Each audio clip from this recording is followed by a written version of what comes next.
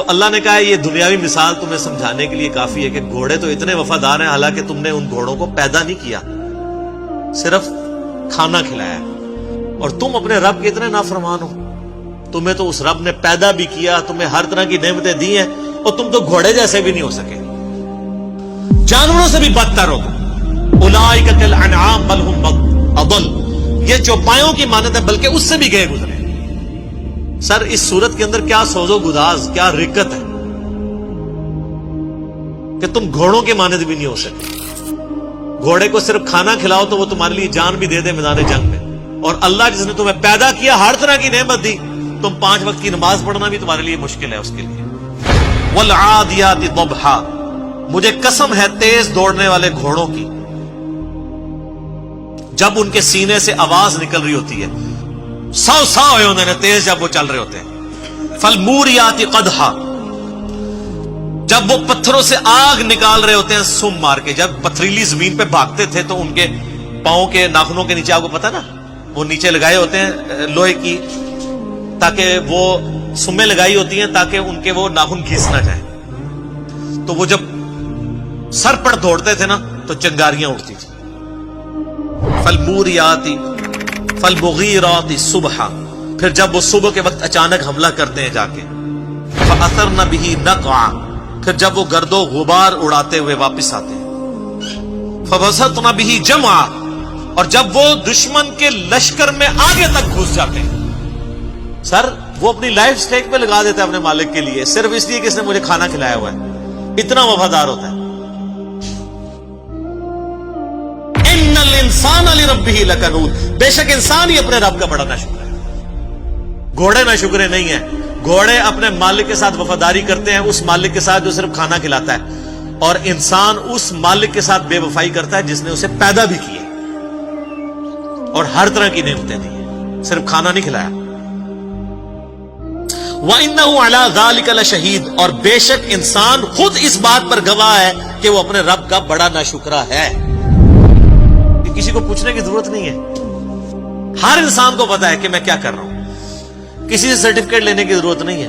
ہر شخص اپنے گریبان میں جھانک کے دیکھ سکتا ہے کہ میں اپنے رب کے لیے کتنی کمٹمنٹ رکھتا ہوں۔ مسلم شریف کی حدیث ہے، گناہ وہ جو تیرے دل میں کھٹکے اور تو اس بات سے ڈرے کہ لوگوں کو پتا چل جائے۔ پھر بھی لوگ مجھے آ کے مسئلے پوچھ رہے ہوتے ہیں، جناب کہ علی بھائی آپ کا کیا خیال ہے؟ میں پوچھتا ہوں جی آپ کا کیا خیال ہے؟ غلط ہی لگتا ہے، تو ہی غلط ہے۔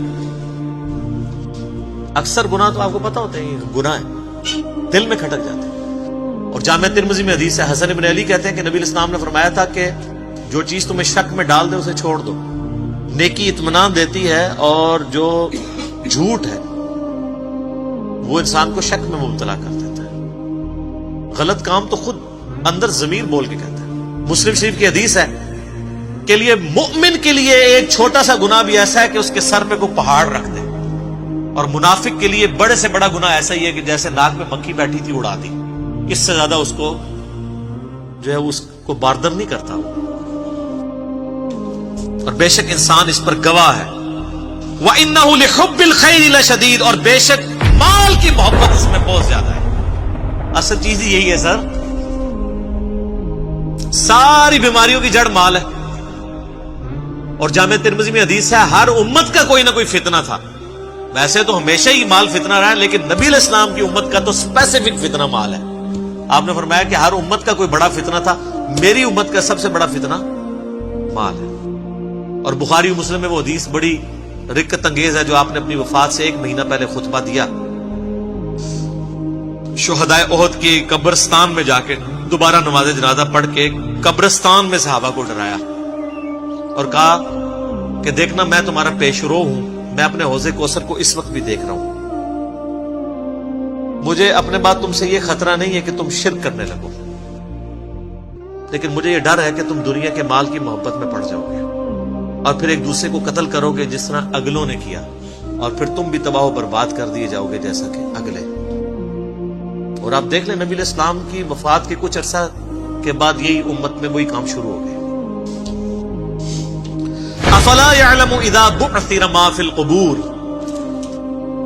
کیا انسان اس وقت کو نہیں جانتا جب اسے قبروں سے نکال لیا جائے گا؟ وہ چاہے قبر مٹی کی قبر ہو، چاہے وہ سمندر میں مرا ہو، چاہے وہ ایئر کریش میں ہواؤں میں اس کی راکھ بکھر گئی ہو، چاہے کسی شیر کے پیٹ میں ہے وہ اس کی قبر وہیں بن گئی، قیامت والے دن اللہ تعالیٰ اسے زندہ کر لے گا، عالم برزخ سے قیامت میں میدان محشر میں لے آئے گا۔ وَحُصِّلَ مَا فِي الصُّدُورِ، اور اللہ تعالیٰ ہر اس چیز کو بھی ظاہر کر دے گا جو انسان کے سینے میں چھپی ہوئی تھی۔ اگر کسی نے کوئی نیکی کا کام بھی کیا ہے نا کسی کو دکھانے کے لیے، تو دنیا میں تو وہ ضرور سخی ہوگا، لیکن اللہ کے حضور زیرو سے ملٹیپلائی۔ وہ مسلم شریف میں بڑی لمبی حدیث ہے، قیامت والے دن ایک سخی کو، ایک شہید کو اور ایک عالم کو بلایا جائے گا، قرآن کے قاری کو۔ اللہ کہے گا ہاں بھائی شہید تو نے میرے لیے کیا کیا؟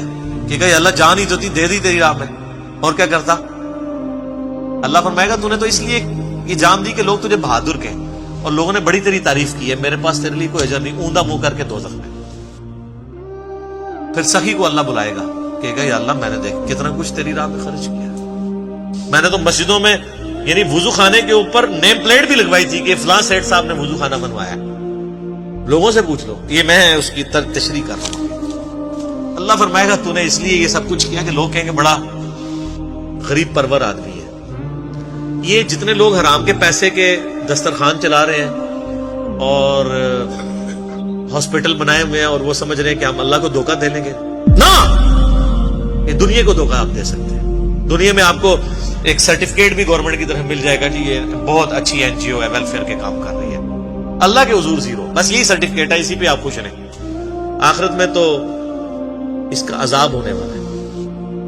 پھر اللہ قاری سے پوچھے گا قرآن کا علم دیا تھا تو کہے گا یا اللہ میں نے قرآن کا علم کیسا پھیلایا؟ اللہ فرمائے گا تو نے اس لیے پھیلایا کہ لوگ تجھے بڑا علامہ کہیں، تو لوگ تجھے بڑی تعریفیں تیری کرتے تھے، بس تجھے اجر مل گیا دنیا میں۔ مجھے بتائیں یہ علماء جب سٹیجز کے اوپر بیٹھ کے اپنی موجودگی میں ان کو جب سٹیج پہ بلایا جاتا ہے اور ان کے ناموں کے ساتھ اتنی لمبی لمبی دمیں لگا رہے ہوتے ہیں اس پاس نامے پڑھنے والے، ان کو شرم نہیں آتی کہ زمین پھٹے اور اس میں گھس جائیں؟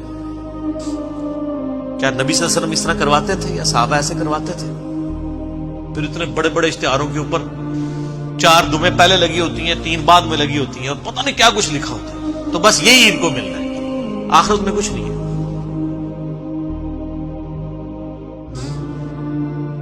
میں علماء سو کی بات کر رہا ہوں، علماء حق کی نہیں۔ علماء حق ہمیشہ رہیں گے، لیکن میرے پاس ایڈریس نہیں ہے ان کا، یہ نہ میرے کو آ جاؤ۔ وَحُصِّلَ مَا فِي الصُّدُورِ، جو سینوں میں ظاہر کر دیا جائے گا۔ إِنَّ رَبَّهُمْ بِهِمْ يَوْمَئِذٍ لَخَبِيرٌ، بے شک تمہارا رب اس روز خوب باخبر ہوگا، یعنی اللہ تعالیٰ کو ہر چیز کی خبر ہے، اسے پتا ہے کہ میں نے اب کس کو کدھر کیا کرنا ہے۔ اس نے دنیا میں بڑے بڑے دعوے کیے تھے، لین حاضر کریں گے کہ ہاں جی یہاں تو لوگ بڑے بڑے دعوے کرتے ہیں، کہتے ہیں ہمارے پیر صاحب جنت میں لے جائیں گے۔ اللہ کہہ رہا مجھے ہر چیز کی خبر ہے، اس دن بتا دوں گا کون کس کے ساتھ کیا ہونے والا ہے۔ اللہم اجرنا من النار، اللہم اجرنا من النار، اللہم اجرنا من النار۔ اللہ تعالیٰ سے دعا ہے جو حق بات میں نے کہی اللہ تعالیٰ ہمارے دلوں میں راسخ فرمائے۔